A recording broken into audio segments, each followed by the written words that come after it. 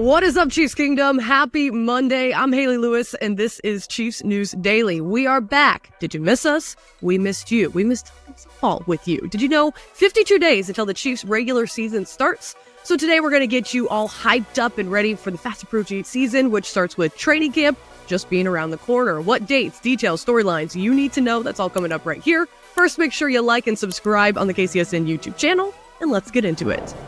Well, Chiefs training camp is less than a week away. The boys are back in action come July 21st. Rookies are actually going to report tomorrow. That's on Tuesday, while veterans get to town on the 20th this coming Saturday.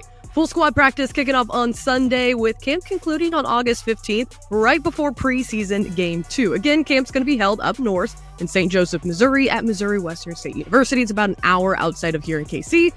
But if you drive like me, you can roughly make it about 45 minutes. Now, if you want to attend camp, make sure you check out the fan information on the Chiefs website detailing what practices are open to the public. Now, Tucker and I and some KCSN folk are going to be out there throughout camp, so always make sure you say hi. Now, a few things to know about camp. There's not going to be a wave of cuts throughout like years past. In 2023, just last season, the NFL changed the way in which they'd be making cuts. So instead of slowly cutting a few here and there, the 90-man roster goes all the way down to the 53-man roster on one day. All NFL teams have until August 27th to make their final cuts. Now, teams can make cuts throughout, but they don't have to. The 27th falls right after preseason Game 3, just a week and a half before opening night on September 5th against the Ravens here in KC. Now, this allows teams to pretty much just conduct their business how they see fit until the deadline at 3 p.m. Central Time on the 27th. Now, Dallas Robinson with Pro Football Network shares the most common way for players to be removed from rosters is by being cut. Now, a veteran player with at least 4 years of NFL service time is, quote, released, while a player who has not become a vested veteran is waived and he's sent to the NFL waiver system. Players can also be placed on various injured lists. Players on the physically unable to perform, the PUP list, or the non-football injury, NFI, do not count towards the 53-man limit. Those injured players are required to miss the first 4 games of the season. NFL clubs can also stick injured players on the injured reserve, the IR. Like players on the PUP and NFI list, players on the IR must miss at least 4 games to begin the year. However, a player must be carried over to a team's initial 53-man roster before being placed on the IR. If a player is sent to the IR without making the 53-man roster, he is not eligible to become activated later in the season. This could come into play when looking at players like defensive end Charles Omenihu, who is coming back from an ACL injury last season. As for those players who are cut, well, Robinson explains that veterans with at least 4 accrued seasons are free to immediately sign with another team once they get cut at the roster deadline. There's no waiting period. Those with fewer than 4 seasons of experience are placed on waivers, and the other 31 NFL teams have the opportunity to place a claim. The NFL's waiver order is in reverse order of the previous season's final standings. Now, we know 53 are going to make the active roster, but what about the practice squad? Well, according to the NFL, beginning in 2024, the practice squad is actually going to expand to 17 players for all 32 clubs, if one player is a qualifying international player. A qualifying international player is a person whose citizenship or principal place of residence is outside the United States and Canada, and who has a maximum of 2 years of United States high school experience. So in total, the Chiefs would be looking to keep 70 players. Now, what about free agents or players under franchise tags? Well, for unrestricted free agents who have been received a tender from their prior club by the Monday immediately following the final day of the NFL draft for the 2024 league year, have from March 13th until July 22nd, or the first scheduled day of the first NFL training camp, whichever is later. For franchise players, which the Chiefs thankfully are not dealing with this year after trading L'Jarius Sneed and re-signing Chris Jones already, teams have from March 13th until the Tuesday following Week 10 of the regular season, that's November 12th.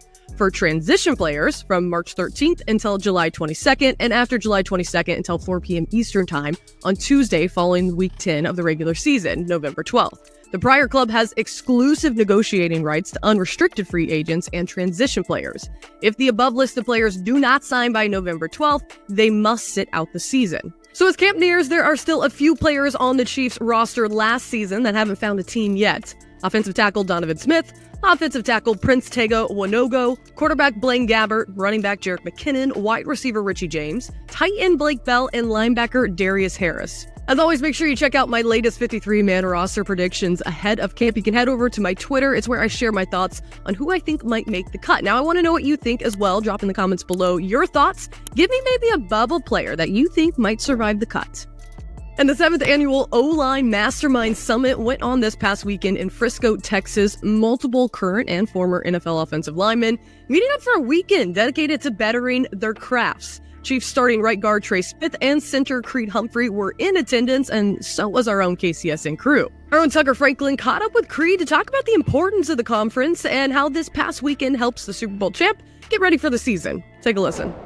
All right, hanging out here with Creed Humphrey at OL Masterminds. Creed, this event has become incredible, but I want to take it back to when you first met Duke. Talk about kind of your relationship with him and how you first came into contact with him. Yeah, so I first met him was my senior year in college, my first time coming to OL Masterminds, and then kind of just grew a relationship from there, and then trained with him after I graduated, trained with him for the Combine and the NFL Draft, and since then we just kept close contact, and we get to do this every year. It's a lot of fun. So what's it like to come back to this event every single year and kind of see how it's grown from year to year? Yeah, it's been awesome. My first year was COVID, so there wasn't a ton of people here, and then from there it's grown every year, and it's really cool to see O-linemen get together, share their experiences, kind of talk about what they like to do, and how to stop these rushers out here. So it's really cool to see, and it's a great learning experience.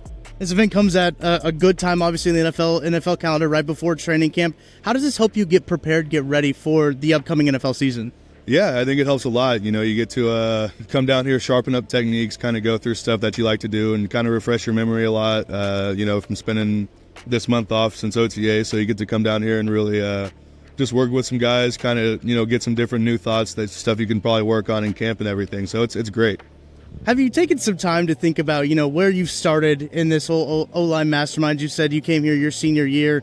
Last year, you're up there doing demonstrations. How cool? Have you had time to reflect on that, think about how cool that is? Yeah, it's a blessing for sure. I've ended up in a great spot in Kansas City, and it's, helped me improve me as a player so much. And then just being able to give back and, teach other guys, be able to teach, college kids that are, trying to get to the same place. It's a lot of fun, and it's awesome to see how much it's grown. Yeah, absolutely. It's cool to see all these tables stocked full of guys from college levels up to the pros and the legends like that. We talked to Trey. He talked a little bit about the legends getting to pick their brains too. What's kind of your favorite part about kind of the social aspect of this here? Yeah, I think that's probably my favorite part, is being able to learn from the legends, guys that are in the Hall of Fame that have, had ridiculous careers, and you kind of just get to pick their brain, see their mentality and, how they approach the game, their techniques and all those things. So it's a lot of fun. Training camp right around the corner, heading up to St. Joe. Thoughts on just training camp going up at St. Joe? I know it's a different environment, but how have you adjusted to it? Yeah, I love it up there. We have a lot of fun. It's a good time. You get really close with your teammates, build relationships really well, and we get to work, and it's a lot of work, but it's a lot of fun. It pays off. I asked Trey this story. He didn't have a good story for me off the top of that. Do you have any good training camp story, a memory that sticks out? I guess keep it PG, of course, stuff that goes on, but do you have anything that sticks out in your brain? I'm trying to think of something. Nothing off the top of my head that sticks out, though. We just go in there and we put our heads down and work, so there's not too many stories I can think of, yeah. Last question here. Got to ask you about the 3P. That's on everyone's brain in Kansas City, around the league. What's the mindset for this year coming into with that huge target on your back? Yeah, like you said, there's a huge target on our back. Everybody we're playing is going to be giving us their best shot, so we know that. We got a taste of it last year, too. Everybody's trying to be the defending Super Bowl champ, and so you got to show up with the right mindset, and you got to be able to work all training camp, all offseason and everything. So I'm liking what the team's been doing so far, though. Everybody seems locked in, dialed in, and we had a great OTA session, and everybody's just been dialed in and ready to roll. All right, folks, that does it for another episode of Chiefs News Daily. We're going to be back again tomorrow night. So in the meantime, remember, join us on that LLC, our Loyal Listeners Club. Great place to chat and interact with other fans and myself. Also, make sure to give us a little bit of love today. Like and subscribe right here on the KCSN YouTube channel. Have a great rest of your Monday, and we will see you right back here tomorrow at 7 p.m.